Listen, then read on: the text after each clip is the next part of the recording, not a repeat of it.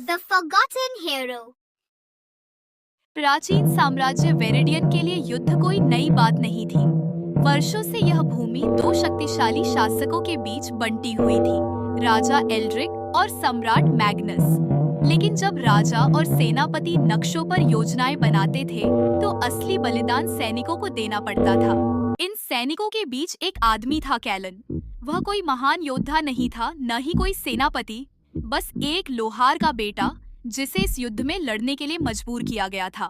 उसने अपनों को खोते देखा था, जिंदगियां टूटते देखी थी, लेकिन उसने कभी अपनी तलवार से किसी का रक्त नहीं बहाया। एक रात राजा का एक गुप्त आदेश आया। दुश्मन की सीमा पार कर सम्राट मैग्नस के किले से युद्ध की योजनाएं चुराओ। केवल एक आदमी यह कर सकता है जिसे कोई खतरा न समझे। सेनापति ने कैलन की ओर देखा। तुमने कभी लड़ाई नहीं लड़ी, लोहार, यह काम तुम्हारा है। एक व्यापारी का भेष धारण कर कैलन चुपचाप दुश्मन की भूमि में प्रवेश कर गया।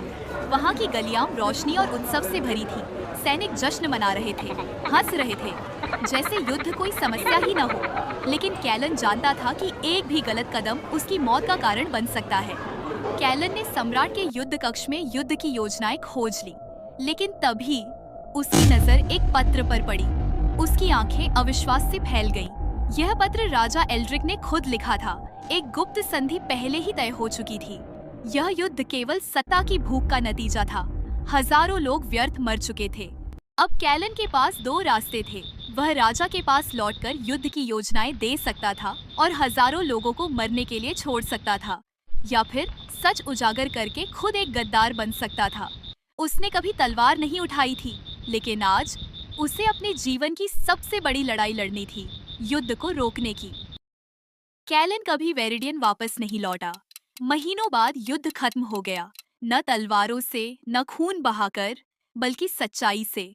धीरे धीरे राजा की धोखाधड़ी का रहस्य उजागर हुआ और जनता ने अपने शासकों के खिलाफ विद्रोह कर दिया।